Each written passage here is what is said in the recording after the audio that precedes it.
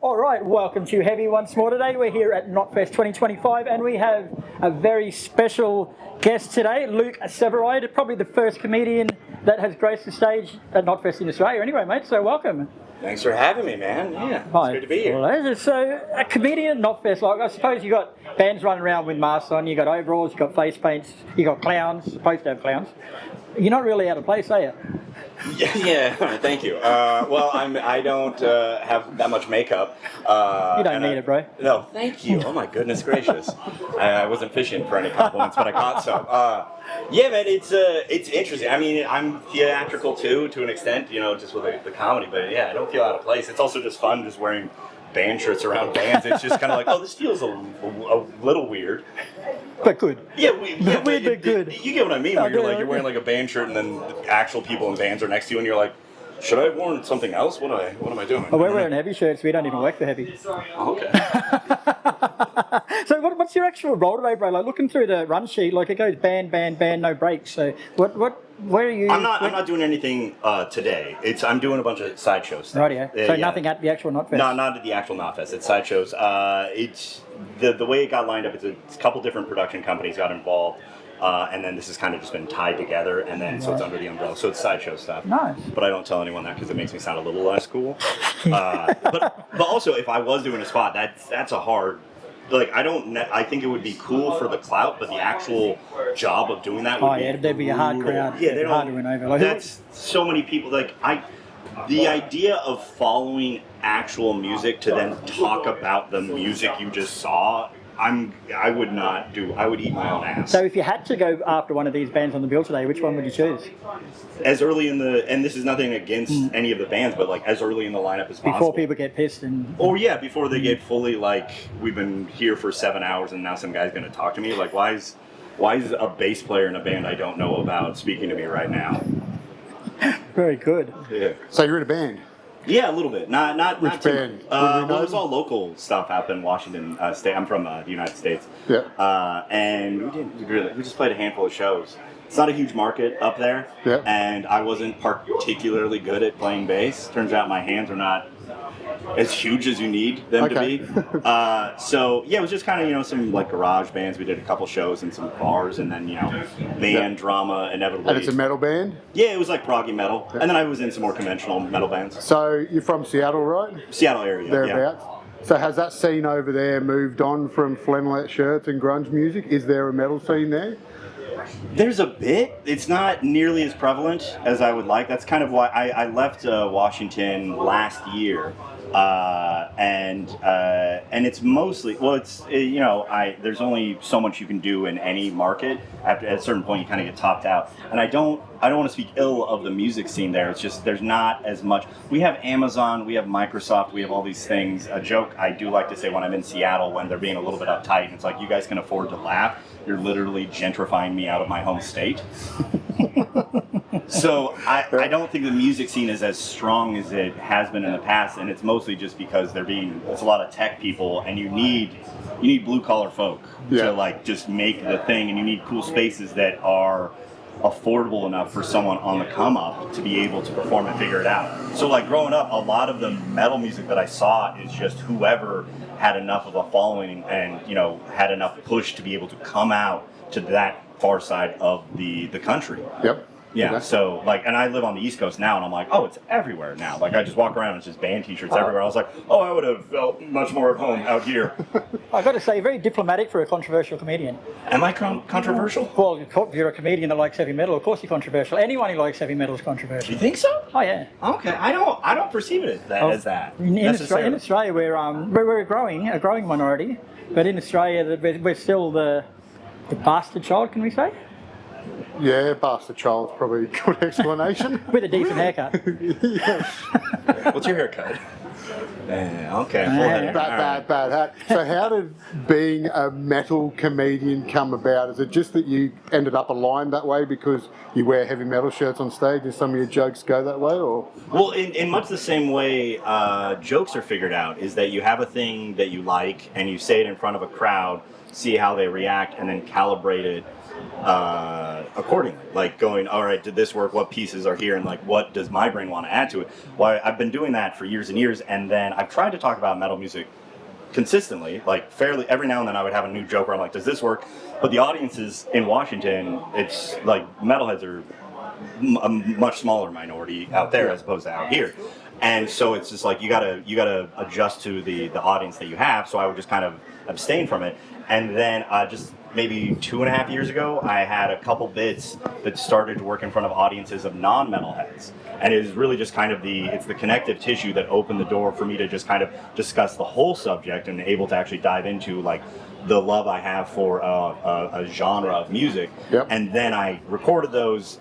I figured out, a buddy showed me how to like, make the video look good, make the audio sound better, because it is really important for not every clip you see, but if you can make it sound as much like it feels on stage, where like you record the audience right there instead of from like the back of the room where you can only see, like, because people laugh at you on stage. So if you can get that sound, it just feels like a good hit to the chest. And then I posted those online, and then just metalheads shared like crazy because they're hungry for representation, and that no one talks about. I wouldn't say no one, but not many people talk about heavy metal music in stand-up comedy. That's right. There's like a lot of sketches and stuff like that, but it's just conventional. So comedy. how does it land? Like now you've obviously worked your craft on a bit more, got it where it needs to be. How does it land with non-metal audiences now? Have you kind of figured out how to blend that to make that work? I usually just Britney Spears. Britney Spears, just got to talk about Britney Spears and you win them over. I don't think she's as relevant. Where you were going with that? What's Britney got to talk do with about this? non-metal audiences, how do you win them over? Just switch to Britney Spears. By making a dated celebrity reference from 20 years ago. That's how you get it. Tell me more about Monica Lewinsky. I can actually tell you a bit more about Britney Spears later. Yeah, let's not go there. She's of age now and has been for a while. She is great. Okay, anyways. Should we go there? Have you got some Britney jokes? I don't. No. I tend to only write write jokes about things I like, if I can help it. Yeah. Not that I dislike her. All right, you're derailing me. Well, you were saying now that non-metal audiences. I switch gears. Yep. So that's also, you kind of have to call an audible and go, all right, this is not, because I've done that before where I'm like, hey, I have this chunk that I want to work on that's about mosh pits or it's about vocalists or whatever, and as I'm doing it, I'm like, this isn't the audience for that. Not landing. It's not, and also ultimately my job is to make the group of humans that are in that room at that moment in time laugh as much as possible, give them their money's worth, and I can do the jokes I want to say later. I can do that on shows in Australia where the people come out specifically to see me because of their love of metal music and stand-up comedy. So just say you're halfway through a joke, like you're saying, you talk about metal and you can see that it's not going over well. Like, have you quick enough, you got the ability just to switch and change up from what you were going to say and throw something else in there? Yeah, I've been, I got diagnosed with ADD just a little bit ago, but it has been kind of like a part of the routines for a while where it's like I do derail myself often, so I've just kind of built a skill set around that. I did it a lot last night at the show I did in Brisbane. And I only found out today you were playing in Brisbane, otherwise you would have been there. Yeah, it was great very club, fun. to sit down comedy club, great venue. Fantastic space, really, and all the staff were fantastic. The audience was fantastic, but I'm still like kind of jet lagged and haven't like fully reset my brain, and so it was a lot of derailing. But it's also like I see it as like kind of like a proggy metal song where it's just like there's a key change, there's a time signature change, but it kind of still flows in its own way. But yeah, I do bail on bits. Yeah. There's just break points. Is that hard? Like, do you have like switching mid?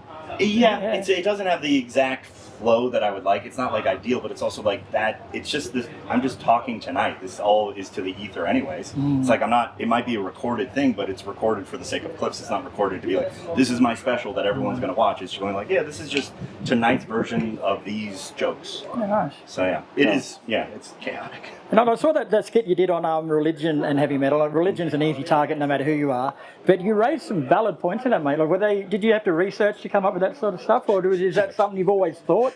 Research. Research. Yeah, religion, I had you to have research every Sunday for years. I don't research for interviews either, so.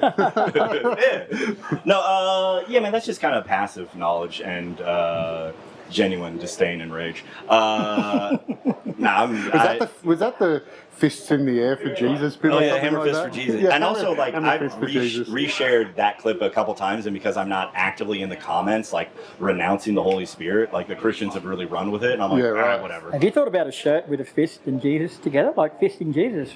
Ooh, okay, maybe not. I don't want to keep. Not figuratively. I was just putting two words together. Yeah. You're like, no. You want me to fist someone's Lord and Savior? I get it. Well, it could be your Lord and Savior after that. Well, I might be his actually. Yeah. I don't know Might what need Jesus one. is into. I know he liked it through the hands. I don't know if he liked it through the. I have thought about that, but I also there's a new part of the joke that I added last night because it's I've been talking about like in a mosh pit and yelling hammer fist for Jesus, and like religious people are like, that's so praises be, brother, praises be, and I'm like, no, like I'm glad you like it, but that's not. Like the hammer fist I for was Jesus. taking the piss. I wasn't. Yeah. I'm not giving you more fuel to justify your delusions. That's so rude, but how I feel. No, the hammer fist for Jesus is literally what the Roman soldiers did as they fulfilled the prophecy. Okay, Life of Brian sort of stuff. Yeah. I like your metal voice that you put on the end. Like, you sang a couple of lines too. Like, you should be a singer.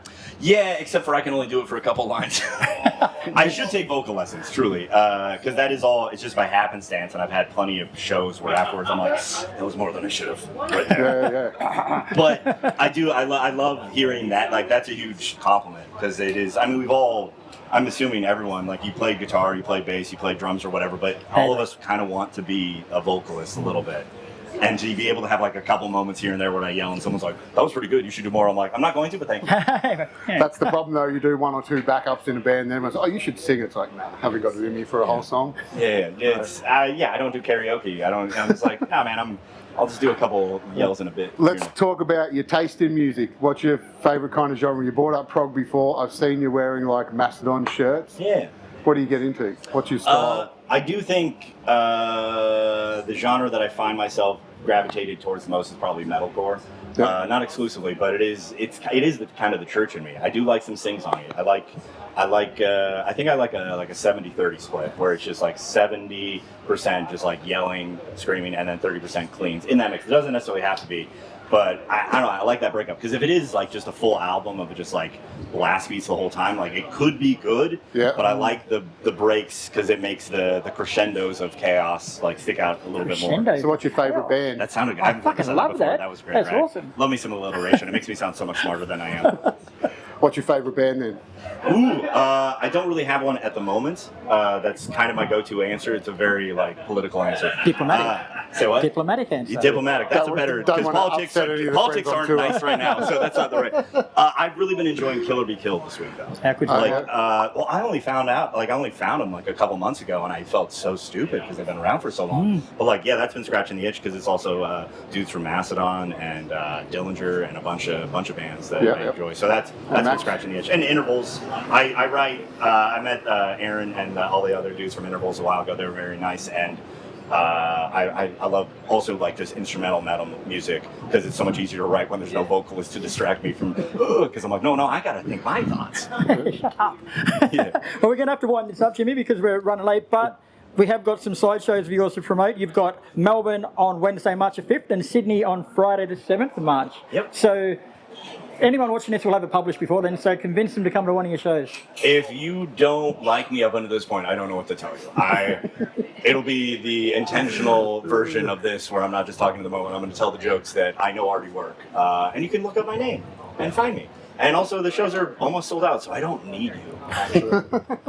What do you say? That's awesome, bro. Thanks very much, Thanks man. for having me. Did you...